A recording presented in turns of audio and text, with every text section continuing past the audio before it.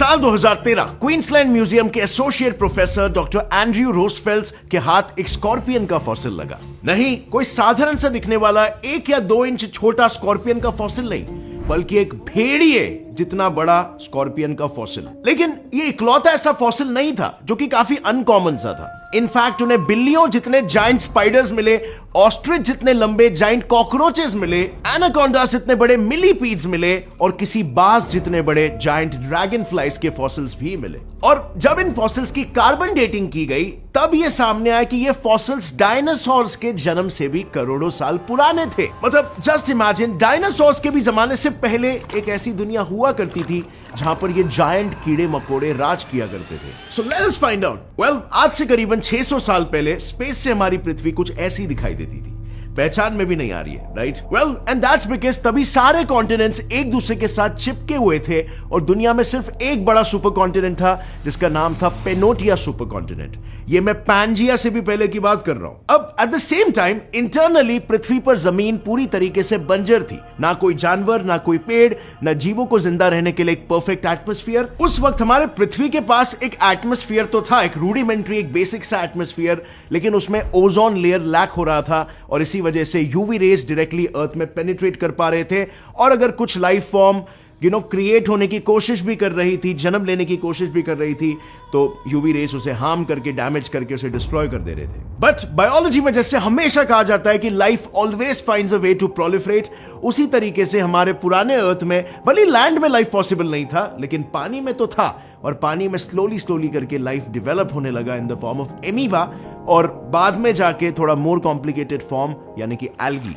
And now, as we all know, algae एक typical plant है और वो एनर्जी प्रोड्यूस करने के लिए एक ही टेक्निक को यूज करता है, which is yes, photosynthesis. So simple, जैसे कि हमें पता है फोटोसिंथेसिस का बाय प्रोडक्ट होता है ऑक्सीजन। अब जैसे जैसे पानी में एल्गी फॉर्मेशन का रेट बढ़ते जाएगा वैसे वैसे ही ऑक्सीजन लेवल्स भी इंक्रीज होने लगेंगे। और अब क्योंकि पानी के मुकाबले ऑक्सीजन गैस लाइटर गैस है और इसीलिए वो ओशन सरफेस से एटमॉस्फेयर में मिक्स होते गया और धीरे धीरे वक्त के साथ साथ लाइफ इवॉल्व होती गई। इस प्रोसेस से single celled organisms multi cellular organisms में तब्दील हो पाए और देखते ही देखते आज से कुछ 530 मिलियन ईयर्स पहले हमारी दुनिया के ओशंस बहुत सारे डिफरेंट लाइफ फॉर्म्स से काफी कम टाइम में ही भर उठे, जैसे कि arthropods, molluscs, worms, sponges, echinoderms, Pikaia, Anomalocaris, Wiwaxia, Hallucigenia etcetera, जिसकी वजह से रिसर्चर्स ने इस पीरियड को नाम दिया द कैम्ब्रियन एक्सप्लोजन। ये एक ऐसा पीरियड था जब इस पृथ्वी पर शिकार और शिकारी दोनों का जन्म हो चुका था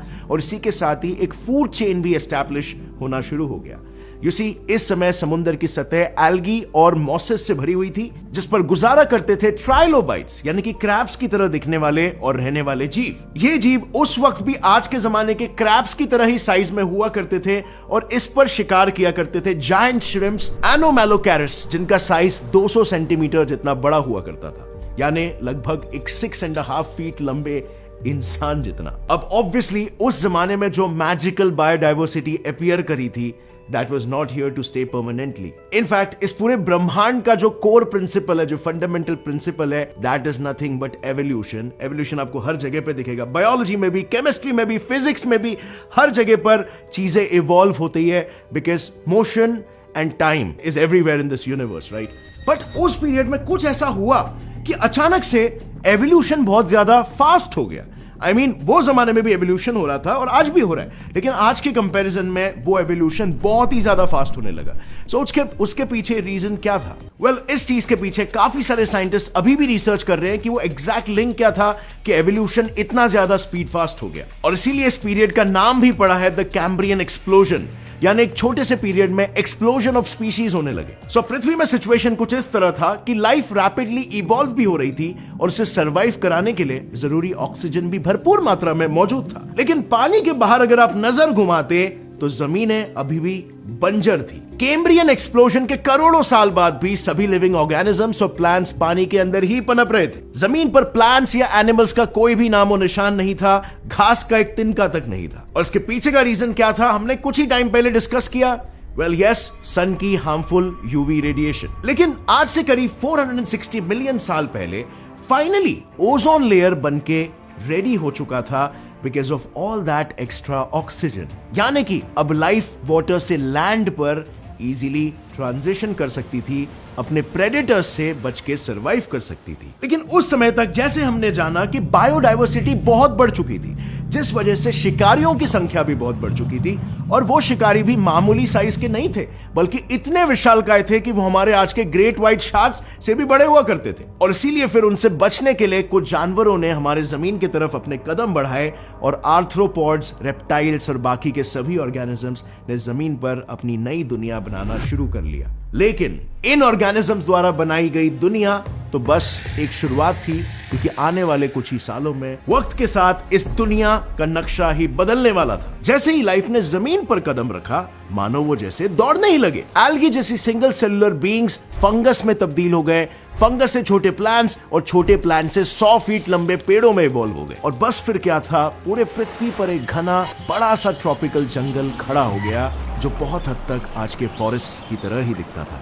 इस पीरियड को रिसर्चर्स ने नाम दिया द कार्बोनिफेरस पीरियड। अब इस पीरियड का नाम सुन के अगर आपको यह लग रहा होगा कि it is somehow related to carbon, well then you are right. See, इस समय तक ट्रीज और प्लांट लाइफ फॉर्म हो चुकी थी, पर जैसे हम सब जानते हैं, अगर कोई भी चीज जन्म लेती है तो उसका अंत होना भी तय होता है। और वैसे ही ट्रीज तो बढ़ रहे थे, पर एक समय के बाद वो मर भी रहे थे। लेकिन बस प्रॉब्लम ये थी कि इन ट्रीज के मरने के बाद उन्हें डिकम्पोज करने वाले बैक्टीरिया अभी तक इवॉल्व ही नहीं हुए थे, जिसकी वजह से इन मरे हुए पेड़ों पर वक्त के साथ मिट्टी की परत जमा होती गई और पेड़ जमीन के और नीचे नीचे धंसते गए। और फिर जितने वो नीचे धंसते गए, टेम्परेचर और प्रेशर बढ़ता गया, और कई सालों के हाई प्रेशर और टेम्परेचर्स के बाद ये ट्रीज कोल में कन्वर्ट हो गए। यस, बेसिकली आज हम जिस कोल की मदद से एनर्जी जनरेट करते हैं, वो इस पीरियड में, मतलब आज से 358 मिलियन साल पहले मरे हुए पेड़ों के फॉसिल्स हैं। और सैडली हम इस फ्यूल को भी ऑलमोस्ट खत्म ही कर चुके हैं। पर लकीली इनमें से कुछ पेड़ कोल में कन्वर्ट हुए ही नहीं, और उनके फॉसिल्स रिसर्चर्स के हाथ लगे, जिन्हें स्टडी करने के बाद ये सामने आया कि करोड़ों साल पहले मिले हुए फॉसिल्स आज के ट्री से काफी हद तक मिलते जुलते हैं, सिवाय एक चीज के, ट्री ट्रंक्स में दिखाई देने वाली रिंग्स। बेसिकली अगर आपने कभी वुड का क्रॉस सेक्शन व्यू किया होगा, तो उसमें कई सारे रिंग्स आपको दिखाई देते हैं, कुछ इस तरह, जिनकी मदद से उस पर्टिकुलर जगह के क्लाइमेट का अंदाजा लगाया जा सकता है। मतलब जैसे ट्रीज का ग्रोथ रेट बढ़ते जाता है, उनके रिंग्स भी बढ़ते जाते हैं। सो ऑब्जर्वेशन के अनुसार ऐसा पाया गया कि अक्सर अगर ट्री रिंग्स वाइडर होते हैं तो उस रीजन का क्लाइमेट वार्म और वेट होता है, और अगर फाइन ट्री रिंग्स होते हैं तो क्लाइमेट कोल्ड एंड ड्राई होता है। पर हमें मिले हुए फॉसिल्स में कोई रिंग स्ट्रक्चर था ही नहीं। सो इसका मतलब यह होता है कि उस रीजन में सिर्फ एक ही सीजन था, लेकिन फिर भी इस कॉन्स्टेंटली ह्यूमिड ट्रॉपिकल एनवायरनमेंट में कई सारे एनिमल्स अपना घर बना रहे थे। एक्चुअली अगर टेक्निकली देखा जाए तो इन्हें एनिमल्स बोलना थोड़ा सा गलत होगा, क्योंकि उनका सिर्फ साइज एनिमल्स इतना बड़ा था, लेकिन वो तो साधारण से इंसेक्ट्स थे।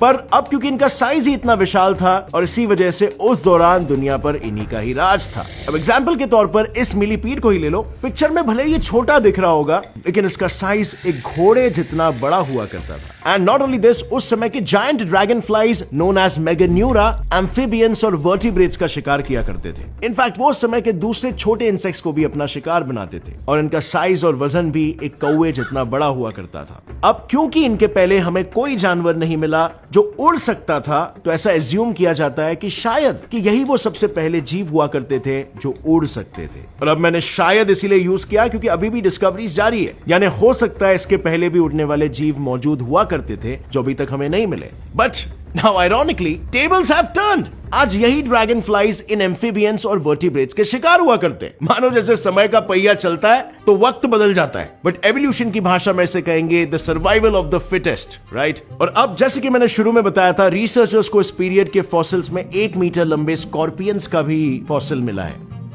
तो यहां नेचुरल क्वेश्चन ये आता है कि ये सभी इंसेक्ट्स का साइज इतना बड़ा होने के पीछे वजह क्या थी? वेल, यू सी, उनके इतने बड़े साइज के होने के पीछे की वजह थी उनका रेस्पिरेटरी सिस्टम। इंसेक्ट्स के पास हमारे जैसे लंग्स नहीं होते, और ना ही वो नाक से सांस लेते हैं। वो ब्रीदिंग के लिए उनकी स्किन का यूज करते थे। बेसिकली इन इंसेक्ट्स की स्किन पर पोर लाइक स्ट्रक्चर्स होते थे, which is known as spiracles. इसकी मदद से इंसेक्ट्स ऑक्सीजन को बॉडी के अंदर एब्जॉर्ब करते हैं। अब क्योंकि 300 मिलियन साल पहले ऑक्सीजन की मात्रा आज के मुकाबले 15% ज्यादा थी और इसीलिए जितना ज्यादा ऑक्सीजन उतनी बड़ी स्किन और जितना कम ऑक्सीजन उतनी छोटी स्किन। इनफैक्ट साइंटिस्टों ने जब एक कंट्रोल्ड एनवायरनमेंट में इंसेक्ट्स को आर्टिफिशियली हाई ऑक्सीजन सप्लाई देना शुरू किया, तब उन्होंने ये ऑब्जर्व किया कि उन इंसेक्ट्स की नई जनरेशन का साइज पिछली वाली से काफी ज्यादा बढ़ चुका था।